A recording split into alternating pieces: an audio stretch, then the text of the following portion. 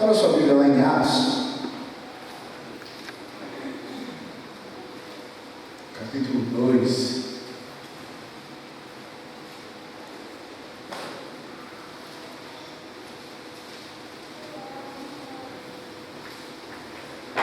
Atos, capítulo 2,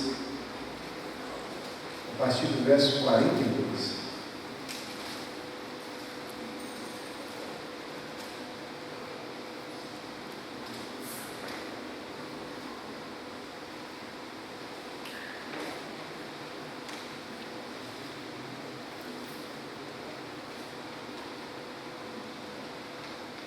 Atos 2, a partir do verso 42.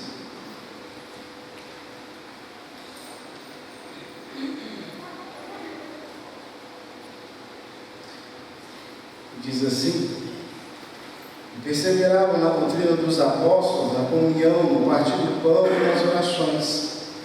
Em cada alma havia temor. Muitos prodígios e sinais eram feitos por intermédio dos apóstolos. Todos que creram estavam juntos e tinham tudo em comum. Vendiam as suas propriedades e bem, distribuindo o produto entre todos, à medida que alguém tinha necessidade. Diariamente perseveravam unânimes no templo, partiam pão de casa em casa e tomavam suas refeições com alegria e singeleza de coração, louvando a Deus e contando com a simpatia de todo o povo. Enquanto isso, acrescentava-lhes o Senhor, dia a dia, os que iam sendo salvos. Vamos orar mais uma vez? Só nosso Deus, nós louvamos o Teu nome e agradecemos ao Senhor, ó Deus, por tudo quanto o Senhor tem feito na nossa vida. Nós louvamos ao Senhor, ó Deus, pela Tua grandeza. Nós louvamos ao Senhor, ó Deus, pela Tua soberania. Nós louvamos ao Senhor, ó Deus, acima de tudo também, pelo Seu amor por nós. Meu Deus, seja engrandecido, porque o Senhor é o Deus da história. O Senhor escreveu a nossa vida. E se nós estamos aqui hoje, se essa igreja existe, ó Deus, e se mantém, é pela vontade e soberania do Senhor. É o Senhor que nos sustenta, é o Senhor que nos trouxe aqui hoje e agora. Então, ó Deus, o que nós clamamos ao Senhor é que o nosso coração esteja pronto a ouvir a Tua palavra, esteja pronto também, ó Deus, a alinhar a vida de acordo com ela. Ó Deus, os nossos corações, os nossos pecados sejam derretidos diante da Tua santidade e soberania. É em nome de Jesus que nós oramos. Amém. Irmãos, eu vou fazer 30 anos esse ano. Tem uns que falam assim, velho, eu sou eu com 30 anos. Né, Rodrigo? Eu com 30 anos. E graças a Deus, Deus me deu o privilégio, me abençoou, eu nasci em um lar cristão. Com 1 ano de idade, minha mãe, meus pais foram para a igreja presbiteriana. Desde então, até hoje, com a graça e a permissão de Deus, eu estou aqui. E cedo, muito cedo, especificamente na minha adolescência, eu comecei a me perguntar se igreja valia a pena. Eu comecei a me perguntar, para que esse negócio de culto? E aí adolescente sempre quer inventar alguma coisa nova. Adolescente sempre quer inventar de fazer uma figura dentro da igreja. E sempre tem aquele presbítero que olha para a gente, mas...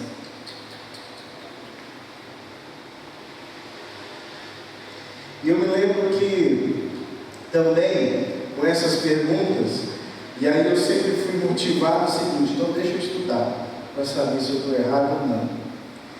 E aí eu tive o privilégio, Deus me deu a bênção de conhecer um material, que eu acredito que muita gente conhece, uma série Teen, que é para adolescentes, e o tema da capa dizia, essa igreja não dá pena.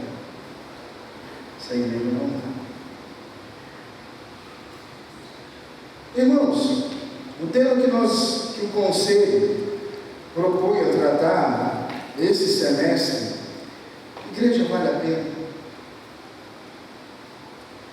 É uma pergunta, acima de tudo, para te incomodar, mas também te desafiar a pensar. Como eu disse, eu tive por muito tempo eu tive a fé dos meus pais. E com a graça de Deus, hoje eu tenho a minha fé. Hoje Deus se revelou a mim também. Hoje Deus um dia se revelou a mim, me mostrou o caminho. Hoje eu enxergo que Ele é o meu Deus, e não só o Deus dos meus pais. Hoje, o tema que nós queremos tratar é a vida ideal da igreja. E existe uma igreja perfeita? Existe uma igreja sem problemas? Existe uma igreja onde tudo vai bem? Existe uma igreja onde não há conflitos? Existe uma igreja onde em todos os cultos, todos os momentos, tudo é bom? Eu convido você a olhar para esse texto. Eu convido você a olhar para Atos, que alguns teólogos vão chamar de não só o Atos dos Apóstolos, mas a atuação do Espírito Santo de Deus através da vida dos apóstolos. E aí esse texto aqui está escrito após uma série de eventos que vem acontecendo em Jerusalém. Primeiro, no capítulo 1, Cristo manda para os seus discípulos, depois da sua ressurreição, Ele manda: vão para Jerusalém, vão ficar em Jerusalém, que eu vou aparecer para vocês lá. Acontece dele aparecer para os discípulos lá. Depois tem a eleição de Matias. Judas se matou, e aí tem agora a eleição de Matias. Deus escolhe Matias e não José.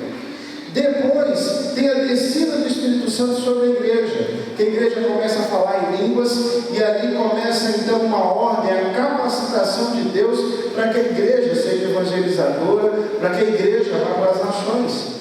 Há também, logo depois do discurso de Pedro, Pedro se levanta quando o povo começa a dizer: esse pessoal está bêbado, esse pessoal está falando enrolado, está falando em outras línguas. E Pedro se levanta: não.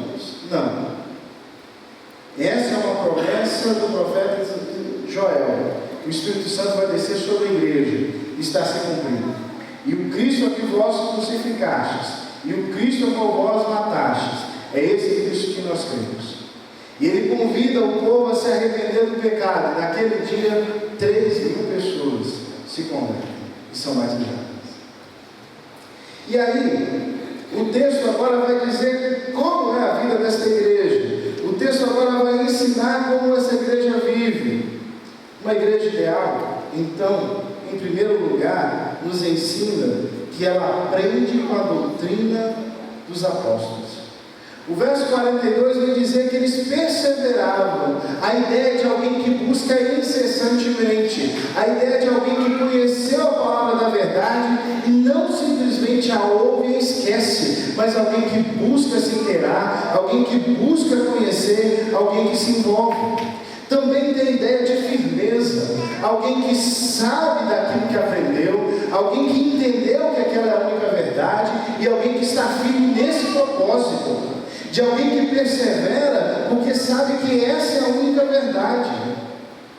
Mas esse povo, entendendo isso, sabe que eles precisam dos apóstolos. Eles entendem que eles não têm uma Bíblia.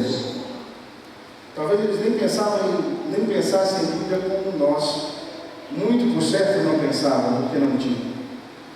E eles sabiam que eles precisavam dos apóstolos, ou seja, daqueles que conviveram dia a dia com os apóstolos, com Cristo Jesus.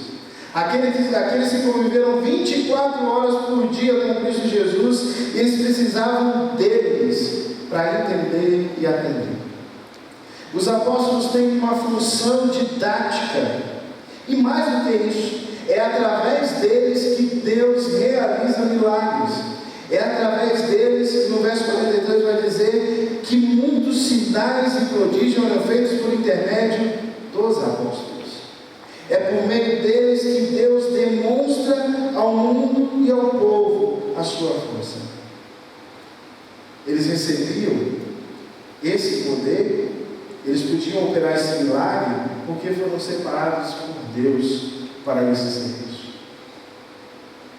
Paulo, ensinando isso, ele disse em 1 Coríntios 1, verso 1, que ele foi chamado pela vontade de Deus para ser apóstolo de Jesus Cristo. Apóstolo significa alguém enviado de Cristo. Apóstolo significa que é alguém que tem a mensagem do Evangelho e não qualquer outra mensagem.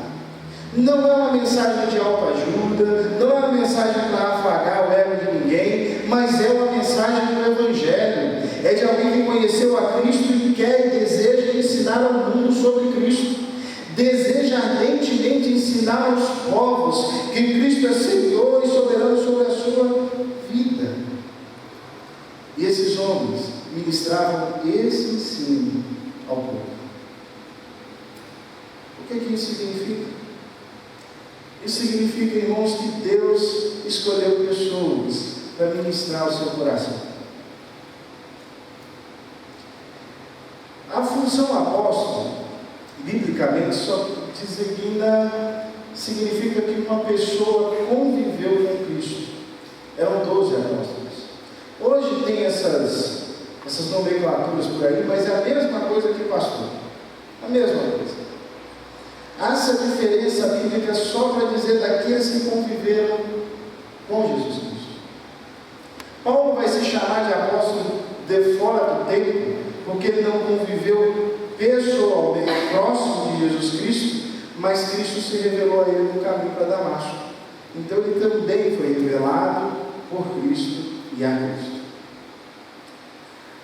Mas esse texto nos ensina que há alguém que foi escolhido para isso. E aí eu quero te lembrar, se apóstolo, se pastor é a mesma coisa, e aí presbítero também é a mesma coisa, que Paulo vai nos ensinar isso nas suas cartas, dizendo que há presbíteros que se dedicam ao ensino e outros que se dedicam à administração, mas são tudo a mesma coisa. Eu quero te dizer, te lembrar, que o Marcelo, que o Josué, que o Ronald, que o Davi e o César são os seus irmãos, escolhidos por Deus. E aí talvez você fale assim, mas fulano foi eleito no dia porque o outro não veio. Eu quero te lembrar uma coisa, Deus é soberano, e se o outro não veio no dia da eleição e não foi eleito, foi porque foi a vontade de Deus escolher esses 4 homens, aliás, esses 5 homens, para ministrar em sua vida. Mas ele é assim assado. Deus sabe muito bem quem eles são, até melhor do que você e eu, e Deus os escolheu para ministrar a sua vida. Há pessoas escolhidas por Deus e eleitas por Deus para ministrar a nossa vida, sobre nós, pessoas que competem ao ensino. O que esse texto vem nos demonstrar é isso, que Deus separou pessoas assim para realizar e para ministrar o nosso coração no ensino. O ensino que está no coração destes homens, desses apóstolos lá, é o ensino do Evangelho. Pela vontade de Deus, simplesmente José não foi escolhido. E José, ele recebe um monte de nome, e Matias simplesmente tem o nome de Matias. E um detalhe, depois não aparece mais o nome de Matias, mas Deus o escolheu. Foram sim levantados e separados por Deus, e nós devemos se lembrar de que essas lideranças nós devemos mais do que respeitá-las, mas também cuidar, ter carinho e amar, porque foram levantadas por Deus para ensinar. Mas ensinar também, irmãos, não tem a ver também só com púlpito. Ensinar não tem a ver só com alguém que vem aqui na frente e fala ao coração, mas tem a ver com uma pessoa que senta com você, que te ouve, que te corrige, que te ensina, que te incentiva e até mesmo te repreende. É alguém que com a te demonstra que nós devemos seguir ao Mestre. O que esses apóstolos ensinam a esses 3.000 convertidos, e depois vão chegar mais gente, é sobre Cristo. O que eles defendem é o Evangelho que eles um dia foram alcançados. O que eles desejam do povo é que este povo também conheça sobre Cristo. Uma igreja que recebe e vive o ensino do Evangelho através dos apóstolos, também é uma igreja que aprende a amar. Se primeiro o texto nos ensina que é na doutrina dos apóstolos e na comunhão, é também um texto que nos ensina a amar. O verso 44 vai dizer que todos que creram estavam juntos e tinham tudo em comum. Um amor cristão, um amor de alguém que olha para o outro e se compadece com a dor, de alguém que olha para o outro e vê a necessidade e tenta ajudar. Lógico que aqui vale uma ressalva, nós devemos nos lembrar do contexto de Jerusalém. Jerusalém não é mais uma nação, não tem mais um rei, está sendo oprimida pelo Império Romano, ela tem que pagar tributos ao Império Romano. Tudo o que se faz, seja em religião, seja fora de religião, o que sai do comum tem que se dizer ao Império Romano. Então, financeiramente, esse povo está com a sua vida financeira em baixa. Quando ele diz assim que vendiam tudo, não quer dizer que eles vendiam todos os seus bens, que eles vendiam tudo que tinham, ficavam sem casa e davam aos pobres. Não é isso. E tanto não é verdade, que se você olhar para o texto, para o verso 46, dizem que partiam o pão de casa em casa. Então eles tinham casa. Um outro detalhe também é que esse texto ele também não aponta que era obrigatório. Se você olhar para Atos capítulo 5, quando Pedro confronta Ananias, diz: Ananias, para que você mentiu? Se você vendesse o campo e ficasse com o dinheiro, era teu. Ou se você não vendesse, também era seu. Mas por que você mentiu? Não era obrigatório participar. Um outro detalhe também é que esse mesmo texto vai nos dizer que não era assim que era o que é meu é seu, mas era quem tem necessidade, quem está precisando. Essa é a ideia. A ideia de socorrer ao necessitado, a ideia de socorrer aquele que estava com fome, aquele que estava doente não tinha como se manter. Esse amor aqui tem a ver com alguém que socorre ao aflito. E isso é um costume antigo de Israel. No Antigo Testamento eles davam 1/10 da sua renda para os levitas, para o estrangeiro, ao órfão e à viúva. E o mesmo princípio é aplicado no Novo Testamento. O mesmo princípio lá também vale no Novo Testamento e também vale para nós. Irmãos, é nosso dever, é nossa responsabilidade socorrer o necessitado. É nossa responsabilidade olhar para aqueles que estão sofrendo próximo de nós. E fechando o foco ainda mais, é nossa responsabilidade cuidar das viúvas no meio de nós, que não têm condições de se manter. É nossa responsabilidade cuidar dos órfãos no meio de nós, que não têm condições de se manter. Mas só, convenhamos, o nosso país hoje tem tanta assistência social, tanto programa social, que tem muita viúva que tem o seu amparo. Não é verdade?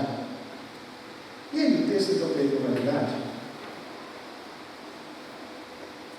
Às vezes, irmãos, o problema nosso não é financeiro, não é de fome, não é enfermidade física.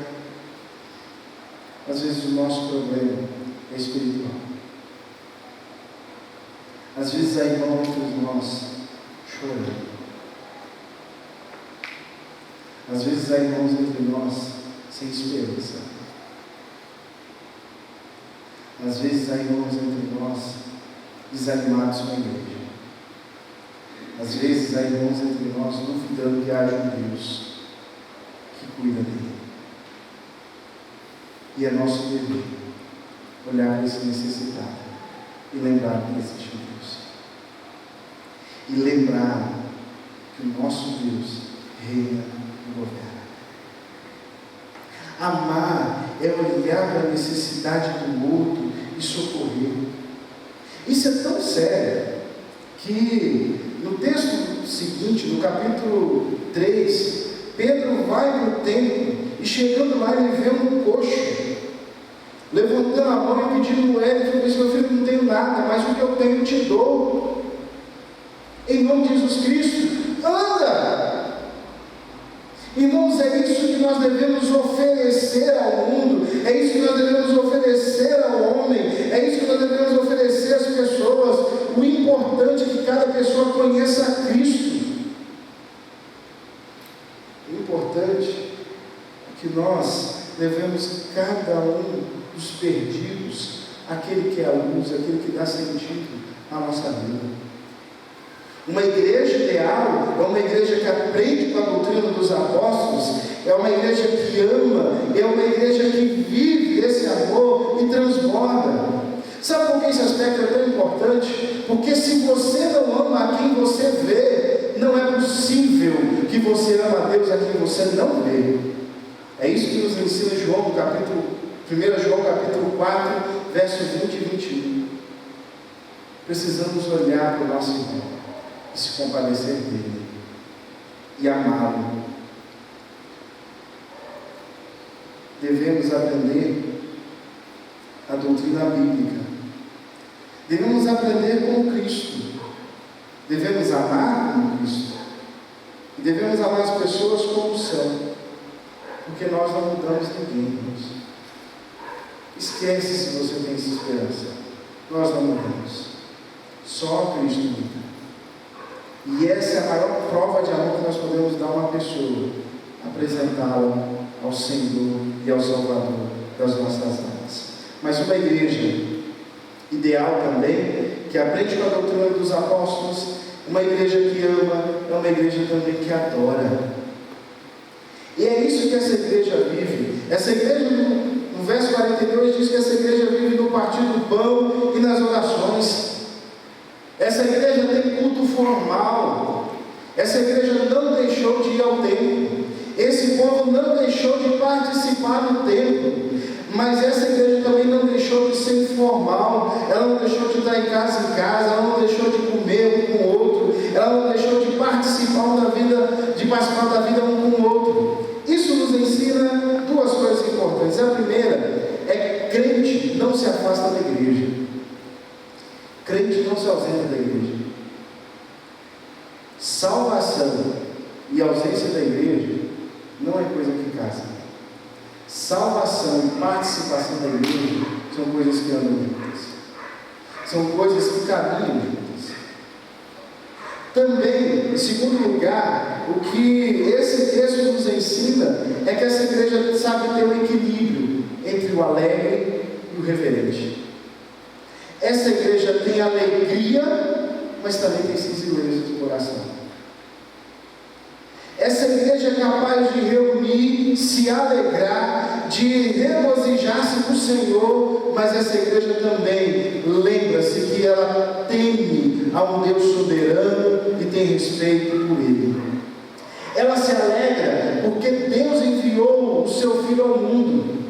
Ela se alegra porque sabe que a maior riqueza da vida de um homem, da vida de uma pessoa, é receber o Filho de Deus. Essa igreja se alegra porque ela recebeu a visita do Espírito Santo. E agora eles desfrutam do Espírito Santo não em parte, mas totalmente. E recebendo a visita do Espírito Santo, sendo morada do Espírito Santo, a alegria é fruto do Espírito Santo. É isso que motiva o coração daquela igreja. É isso que motiva aqueles homens. É uma igreja que adora em alegria. É uma igreja que celebra os poderosos feitos de Deus através de Cristo, mas é uma igreja também que tem temor a Deus. Como diz o verso 43, em cada alma havia temor, havia respeito, porque sabia quem era o seu Deus, sabia do poder dele, sabia o que era capaz de fazer.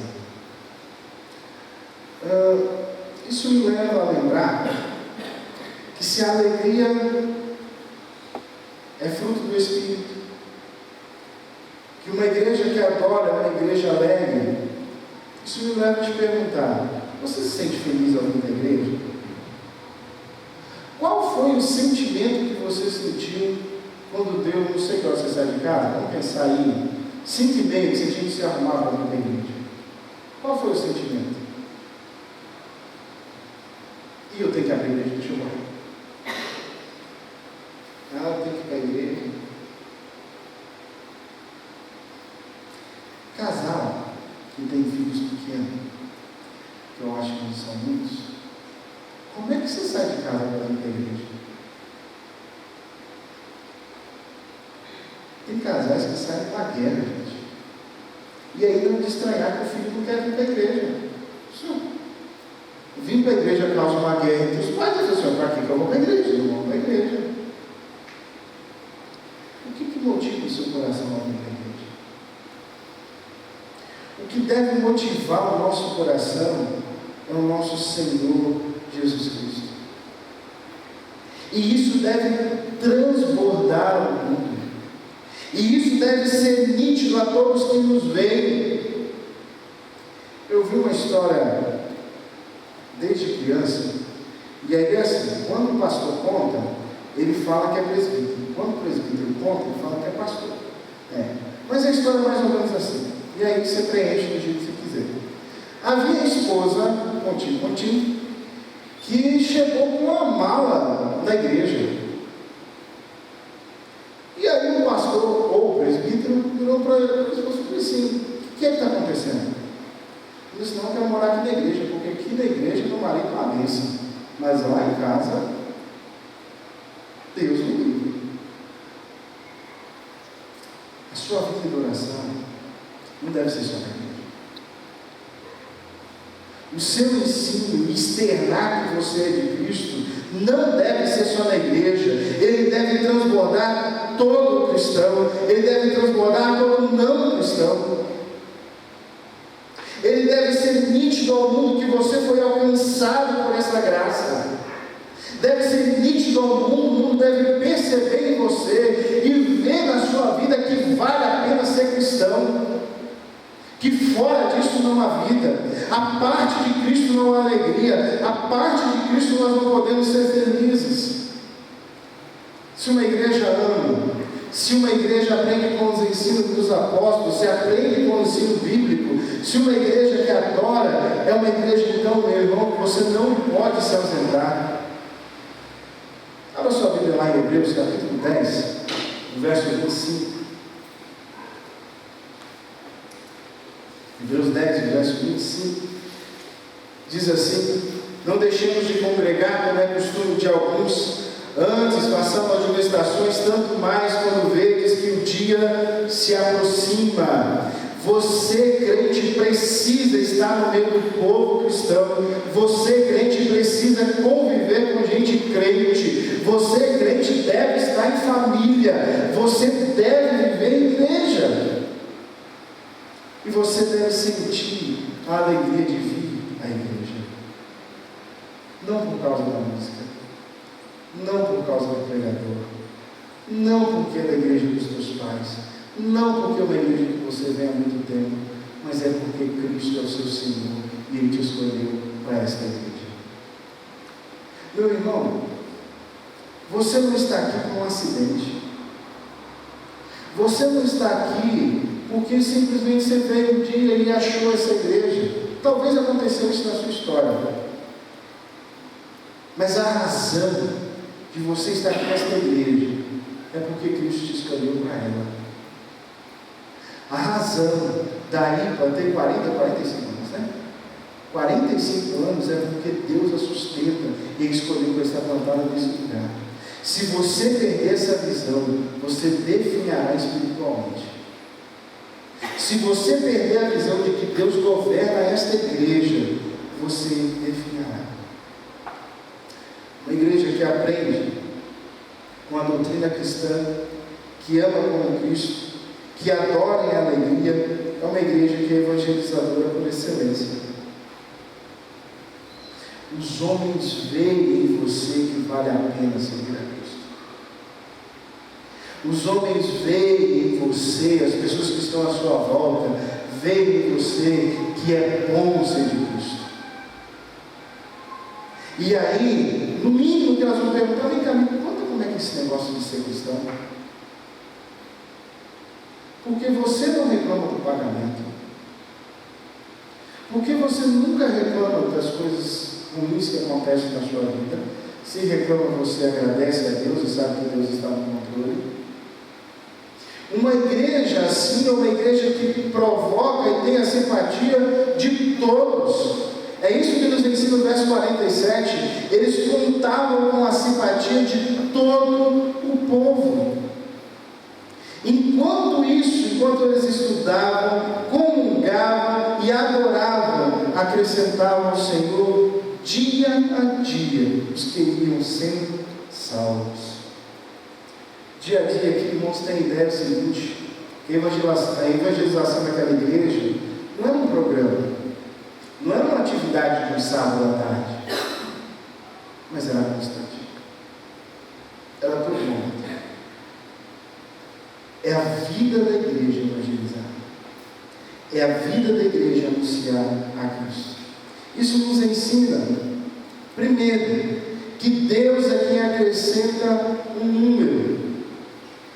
O verso continua dizendo: enquanto isso acrescentava o Senhor. Uma outra coisa para a gente aprender: as pessoas que estão aqui, não é porque você escolheu, e graças a Deus por isso, é porque Deus escolheu para elas estarem aqui. Eu não sei quantos aqui são filhos únicos, e talvez não vão saber do que eu vou falar. Mas tem um privilégio de você ter irmãos. Que tem um período da vida que você acha seus irmãos muito chato. Principalmente quando você é caçula. Igual, sabe, os irmãos começam a rir da gente, começam a achar que pode mandar a gente, né? E aí a gente, o que a gente faz com o irmão mais velho? A gente bate e corre, porque a gente não aguenta, tem que bater e correr. Quando os meus pais se divorciaram, eu e a minha família entrou em parafusos. E eu comecei a falar assim: meu Deus, por que o Senhor me deu uma família assim? E como eu sofri? Até o dia que eu entendi que aquela era a família que Deus me deu. E aí, eu passei a ser uma bênção na vida daquela família, e aquela família passou a ser uma bênção na minha vida. Se você não enxergar que o irmão que está do seu lado, aí, e aí do seu lado aí não é igual você, Juliana, tá? Viu? Nem você e o André, tá, Claudinho? É você e a Ana. É a Ana e o Celso. Se vocês não enxergarem, não é só esses três, mas toda a igreja, se vocês não perceberem que essas pessoas são irmãos em Cristo de vocês, se você não perceber que elas são escolhidas de Ele, no texto seguinte, no capítulo 3, Pedro vai para o templo e chegando lá ele vê um coxo, levantando a mão e pedindo moeda, e falou assim: meu filho, não tenho nada, mas o que eu tenho eu te dou, em nome de Jesus Cristo, anda! Irmãos, é isso que nós devemos oferecer ao mundo, é isso que nós devemos oferecer ao homem, é isso que nós devemos oferecer às pessoas. O importante é que cada pessoa conheça a Cristo. O importante é que nós levemos cada um dos perdidos, aquele que é a luz, aquele que dá sentido à nossa vida. Uma igreja ideal é uma igreja que aprende com a doutrina do dos apóstolos é uma igreja que ama, é uma igreja que vive esse amor e transborda. Sabe por que esse aspecto é tão importante? Porque se você não ama a quem você vê, não é possível que você ama a Deus a quem você não vê. É isso que nos ensina João, 1 João capítulo 4, versos 20 e 21. Precisamos olhar para o nosso irmão e se compadecer dele e amá-lo. Devemos aprender a doutrina bíblica. Devemos aprender como Cristo. Devemos amar como Cristo. E devemos amar as pessoas como são. Porque nós não mudamos ninguém, irmãos. Esquece se você tem essa esperança. Nós não mudamos. Só Cristo muda. E essa é a maior prova de amor que nós podemos dar a uma pessoa. Apresentá-la ao Senhor e ao Salvador das nossas almas. Mas uma igreja ideal também, que aprende com a doutrina dos apóstolos, uma igreja que ama, é uma igreja também que adora. E é isso que essa igreja vive. Essa igreja, no verso 42, diz que essa igreja vive no partir do pão e nas orações. Essa igreja tem culto formal. Essa igreja não deixou de ir ao templo. Esse povo não deixou de participar do templo. Mas essa igreja também não deixou de ser informal. Ela não deixou de estar em casa, ela não deixou de comer um com o outro, ela não deixou de participar da vida um com o outro. Isso nos ensina duas coisas importantes. A primeira é que crente não se afasta da igreja. Crente não se ausenta da igreja. Salvação e ausência da igreja não é coisa que casa. Salvação e participação da igreja são coisas que andam juntas. São coisas que caminham juntas. Também, em segundo lugar, o que esse texto nos ensina é que essa igreja sabe ter um equilíbrio entre o alegre e o reverente. Essa igreja tem alegria, mas também tem singeleza de coração. Essa igreja é capaz de reunir, se alegrar, de regozijar-se no Senhor, mas essa igreja também lembra-se que ela teme a um Deus soberano e tem respeito por Ele. Ela se alegra porque Deus enviou o seu Filho ao mundo. Ela se alegra porque sabe que a maior riqueza da vida de um homem, da vida de uma pessoa, é receber o Filho de Deus. Essa igreja se alegra porque ela recebeu a visita do Espírito Santo. E agora eles desfrutam do Espírito Santo não em parte, mas totalmente. E recebendo a visita do Espírito Santo, sendo morada do Espírito Santo, a alegria é fruto do Espírito Santo. É isso que motiva o coração daquela igreja. É isso que motiva aqueles homens. É uma igreja que adora em alegria. É uma igreja que celebra os poderosos feitos de Deus através de Cristo, mas é uma igreja também que tem temor a Deus.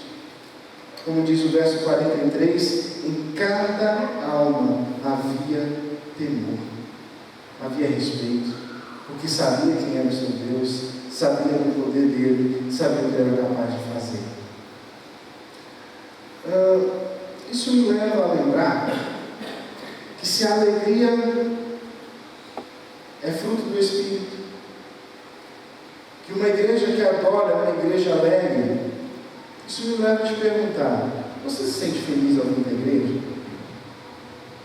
Qual foi o sentimento que você sentiu quando deu, não sei qual, você sai de casa? Vamos pensar aí, 5h30 que você tinha que se arrumar para vir da igreja.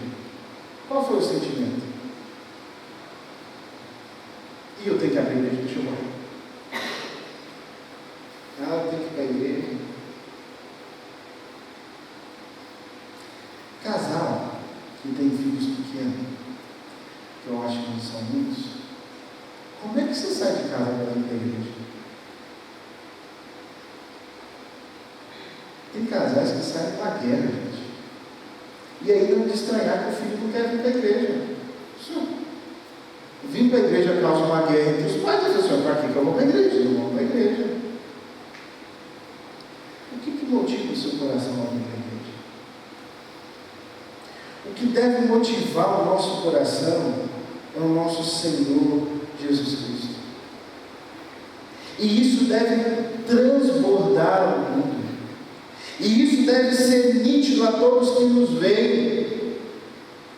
Eu vi uma história desde criança, e aí é assim, quando o pastor conta, ele fala que é presbítero. Quando o presbítero conta, ele fala que é pastor. Mas a história é mais ou menos assim. E aí você preenche do jeito que você quiser. Havia a esposa, contínuo, que chegou com uma mala na igreja. E aí o pastor, ou o presbítero, virou para a esposa e falou assim: o que é que está acontecendo? Ele disse: não, eu quero morar aqui na igreja, porque aqui na igreja meu marido é uma bênção, mas lá em casa, Deus me livre. A sua vida de oração não deve ser só na igreja. O seu ensino, externar que você é de Cristo, não deve ser só na igreja. Ele deve transbordar todo cristão. Ele deve transbordar todo não cristão. Ele deve ser nítido ao mundo que você foi alcançado por essa graça. Deve ser nítido ao mundo, o mundo deve perceber em você e ver na sua vida que vale a pena ser cristão. Que fora disso não há vida. A parte de Cristo não há alegria. A parte de Cristo nós não podemos ser felizes. Se uma igreja ama, se uma igreja aprende com os ensinos dos apóstolos, se aprende com o ensino bíblico, se uma igreja que adora, é uma igreja, então, meu irmão, que você não pode se ausentar. Abra sua Bíblia lá em Hebreus, capítulo 10, no verso 25. Hebreus 10, verso 25, diz assim: não deixemos de congregar, como é costume de alguns, antes passando admoestações, tanto mais quando vedes que o dia se aproxima. Você, crente, precisa estar no meio do povo cristão. Você, crente, precisa conviver com gente crente. Você, crente, deve estar em família. Você deve viver em igreja. E você deve sentir a alegria de vir à igreja. Não por causa da música, não por causa do pregador, não porque é da igreja dos teus pais, não porque é uma igreja que você vem há muito tempo, mas é porque Cristo é o seu Senhor e Ele te escolheu para esta igreja. Meu irmão, você não está aqui por um acidente.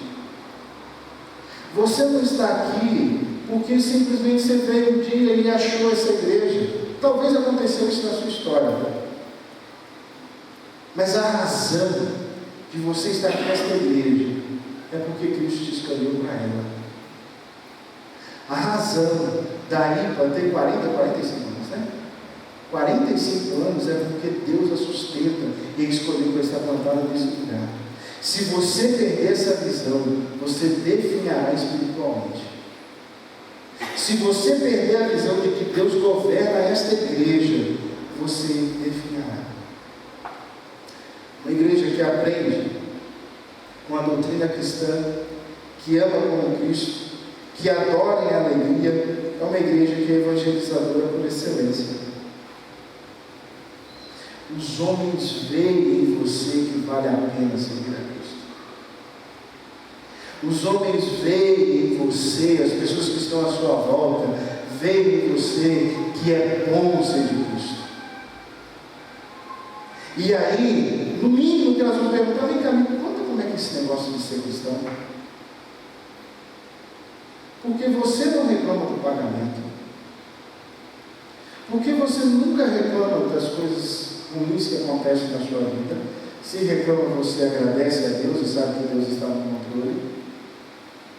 Uma igreja assim é uma igreja que provoca e tem a simpatia de todos.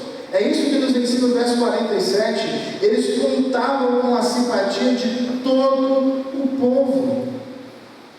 Enquanto eles estudavam, comungavam e adoravam, acrescentavam ao Senhor dia a dia os que iam sendo salvos. dia a dia aqui, irmãos, tem ideia do seguinte: que a evangelização daquela igreja não era um programa, não era uma atividade de um sábado à tarde, mas era constante, era todo mundo. É a vida da igreja evangelizar, é a vida da igreja anunciar a Cristo. Isso nos ensina, primeiro, que Deus é quem acrescenta um número. O verso continua dizendo: enquanto isso acrescentava o Senhor. Uma outra coisa para a gente aprender: as pessoas que estão aqui, não é porque você escolheu, e graças a Deus por isso, é porque Deus escolheu para elas estarem aqui. Eu não sei quantos aqui são filhos únicos, e talvez não vão saber do que eu vou falar. Mas tem um privilégio de você ter irmãos. Que tem um período da vida que você acha seus irmãos muito chatos. Principalmente quando você é caçula. Igual, sabe, os irmãos começam a rir da gente, começam a achar que pode mandar a gente, né? E aí a gente, o que a gente faz com o irmão mais velho? A gente bate e corre, porque a gente não aguenta, tem que bater e correr. Quando os meus pais se divorciaram, eu e a minha família entrou em parafusos. E eu comecei a falar assim: meu Deus, por que o Senhor me deu uma família assim? E como eu sofri? Até o dia que eu entendi que aquela era a família que Deus me deu. E aí, eu passei a ser uma bênção na vida daquela família, e aquela família passou a ser uma bênção na minha vida. Se você não enxergar que o irmão que está do seu lado, aí, e aí do seu lado aí não é igual você, Juliana, tá? Viu? Nem você e o André, tá, Claudinho? É você e a Ana. É a Ana e o Celso. Se vocês não enxergarem, não é só esses três, mas toda a igreja, se vocês não perceberem que essas pessoas são irmãos em Cristo de vocês, se você não perceber que elas são escolhidas de Deus para estarem nessa igreja e nem qualquer uma outra, meu irmão, você está perdido. Se você não perceber que o mesmo Deus que é teu pai também é pai dela e que você deve amá-la, você não vai ser uma bênção na vida dela e nem ela vai ser uma bênção na sua vida. Irmãos, eu saí lá do Espírito Santo, do estadozinho pequeno, e estou aqui por uma única razão: porque Deus governou os meus passos para cá. E tem gente mais longe do que eu aqui. Tem gente que não sabe onde é o Espírito Santo, gente, é depois do Rio, antes da Bahia, do lado de Minas ali, tá? Tem gente depois de mim. E que Deus os trouxe aqui. Deus os escolheu para cá. Não é você que escolhe. E você tem camadas. E você deve entender que o mesmo Deus que é teu pai também é pai deles. Também isso nos ensina uma outra coisa, que entendendo isso, vivendo uma vida cristã, só pode despertar uma coisa nas pessoas: simpatia. É bom conviver com você. Quando você tem esse coração de alguém que ama, de alguém que tira do coração da palavra, tira do coração coisas boas, e as suas palavras são palavras de amor, de respeito, é alguém que é bom de se viver, é alguém que é bom de se conviver, é alguém que a gente busca estar perto. Agora, se não, você não desperta a simpatia de ninguém. Mas também, isso nos ensina que salvação e participação da igreja andam juntas. Meu irmão, não dá para ser crente em casa sem ir da igreja. Não dá. Deus te chamou para um povo. Deus te chamou para fazer parte de um corpo, que Ele é o cabeça. E não para você ser um marido sozinho em casa, mas para fazer parte de um corpo.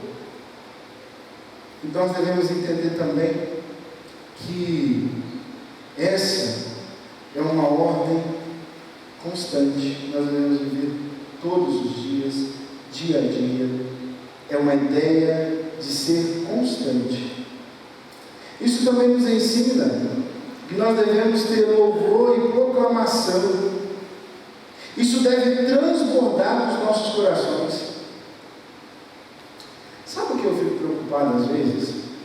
Quando eu vejo algumas discussões, principalmente com o povo cristão, e quando eu ouço algumas falas, e eu ouço algumas frases, e a minha aqui começar em mim o pecado, dizer que eu sou pecador e o maior deles, é que, às vezes, é nítido que Cristo não está reinando. Às vezes, irmão, nós estamos nos destruindo, porque Cristo não é o maior no nosso coração. Porque o dia que Cristo estiver no nosso coração, toda a nossa fala, comportamento, tudo vai se parecer com Cristo. Porque a boca fala o que está cheio. Se nas nossas discussões, se nas nossas conversas, se nas nossas relações não tem Cristo, então Cristo não está no coração. Isso nos ensina também esse aspecto de que uma igreja que aprende com os apóstolos, que aprende uma visão bíblica, que ama, que adora, é uma igreja que transborda de Cristo, porque está cheia do Espírito Santo de Deus. Gandhi, ele disse que eu amo o cristianismo, mas odeio os cristãos, porque não vivem o que pregam. Eu conheci um jovem que ele dizia, aliás, ele diz até hoje, ele disse: não, se eu sair da igreja, não é porque quem está fora, é porque quem está dentro. Às vezes, irmãos, quem tira as pessoas de dentro da igreja não são de fora, são de dentro. E aí, talvez há uma desculpa assim: mas não era porque é um dos nossos. Mas quem vai tirar você é o Cristo. Porque Cristo, quando ele contou a parábola do joio e do trigo, quando os discípulos perguntaram a ele: Senhor, vamos arrancar o joio, o que ele disse? Não, deixa no dia do juízo. Eu vou fazer isso. Há um outro aspecto também, irmãos, que nós devemos nos lembrar, que é verdade. Judas foi levantado por Deus para cumprir aquele propósito. Mas Judas também padeceu. Saiba disso. É inevitável que o sofrimento venha, mas é por meio de quem ele vem. Não seja o instrumento do diabo.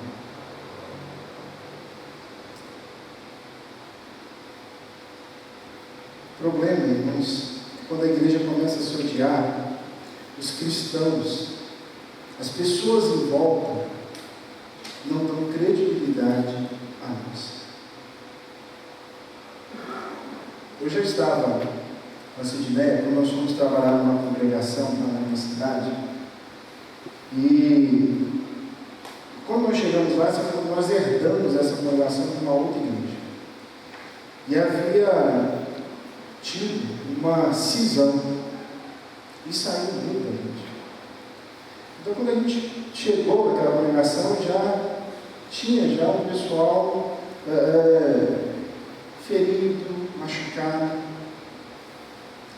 E aí eu lembro, minha irmã trabalhava como vendedora, e ela evangelizando uma pessoa, ela descobriu aonde essa pessoa morava, e era no mesmo bairro que estava aquela congregação. E aí meu irmão falou bem assim para ela: olha, vai na igreja, meu irmão está lá naquela igreja, vai lá visitá-lo. E ela não estava ligando o nome da igreja. E aí ela falou assim: eu vou, dá o endereço da igreja. E aí ela lembrou onde era a igreja. E a frase dela para minha irmã foi: eu naquela igreja, aqueles irmãos sorriam, históricos, irmãos, de brigas constantes na igreja. O mundo vê isso, irmãos. O mundo sabe. Brigas custam caro, irmãos. Guerras custam caro. Eu decidi uma coisa na minha vida, não sei se eu vou conseguir, mas eu decidi, gente, não vou ficar batendo boca, não vou discutir com ninguém. Se eu e a pessoa não decidimos que nós vamos continuar irmãos e decidir agradar a Cristo. Porque senão é uma disputa, faz a minha vontade, eu não faço a sua. Porque se o mundo olhar para nós e não perceber que nós somos como uma família, nós não vamos contar com a simpatia do povo. Nós não vamos atrair pessoas. Nós não vamos conseguir pessoas para aderir a esta igreja. Por um erro nosso. Concluo, irmãos, dizendo que o maior exemplo de evangelização não é só dizer sobre Cristo, não é só falar sobre Cristo. Nós devemos ter isso na ponta da língua, mas sobretudo nós devemos ter comunhão. Gente que pensa diferente, mas tem a capacidade de abrir mão. Porque nós não temos que ganhar do irmão, mas ganhar o irmão. E aí tem uma diferença muito grande. Enorme. Concluo dizendo que é nítido que essa igreja se preocupava com relacionamentos. Primeiro com os apóstolos, depois um com os outros. Depois também eles entendiam que se Deus deu os apóstolos, que se Deus acrescentava os irmãos, eles também tinham que ter uma vida de oração no templo e de casa em casa. Eles entendiam também que essa era uma expressão de evangelização. Vivendo assim, as pessoas queriam conviver. Eles contavam com a simpatia do povo porque percebiam que havia um Deus que governava sobre ela. Que igreja? Isso é uma igreja ideal. Eu comecei perguntando: existe igreja perfeita? Sinceramente, eu acredito que não. E se existir, eu não vou para lá não. E eu acho que nem você vai vir. Sabe por quê? Porque chegar lá você vai falar que a música é ruim, que o culto começa no horário, não começa no horário bom, que o pastor é isso e é aquilo, que os irmãos fazem isso e aquilo outro. Então não vai não, você vai estragar a vida dos irmãos. Não vai não. Mas se existe uma igreja ideal, isso pode existir. E o que é uma igreja ideal? É uma igreja que tem um ensino bíblico, doutrinário, que Deus escolheu pessoas para fazer isso. É uma igreja que se ama, é uma igreja que adora o seu Senhor e uma igreja que evangeliza. Isso é uma igreja ideal. É isso que nós devemos perseverar. Uma igreja ideal, ela lembra que eu sou corpo, eu não sou cabeça, que o cabeça dessa igreja é Cristo. Então eu tenho que andar onde que Ele decide, eu tenho que fazer o que Ele quer de mim, eu tenho que fazer o que Ele me capacitou a fazer, e eu tenho que estar onde Ele resolveu me colocar. Uma igreja ideal é uma igreja que se rende aos pés do seu Senhor Jesus Cristo e vive na verdade do seu Evangelho. Essa é a minha igreja ideal. Eu quero convidar você a baixar a sua cabeça agora e pedir para você: avalie sua vida diante de Deus. Irmãos, sabe qual é o nosso grande mal? É que nós queremos que a igreja mude. É verdade, eu estou dizendo que ir para uma igreja perfeita. Mas você quer que ela mude para quem? A sua vontade? Ao seu gosto? Ao gosto de Cristo. Eu quero convidar você a apresentar essa motivação diante do Senhor. Que se não tinha, corrija a sua vida hoje e agora. Mas também outro detalhe. Não espere que o outro ame, não espere que o outro seja você amoroso, seja você crente, seja você alguém que seja em imagem e semelhança de Cristo. Um erro não justifica o outro. O defeito do meu irmão não justifica eu agir pecaminosamente. De você diante do Senhor.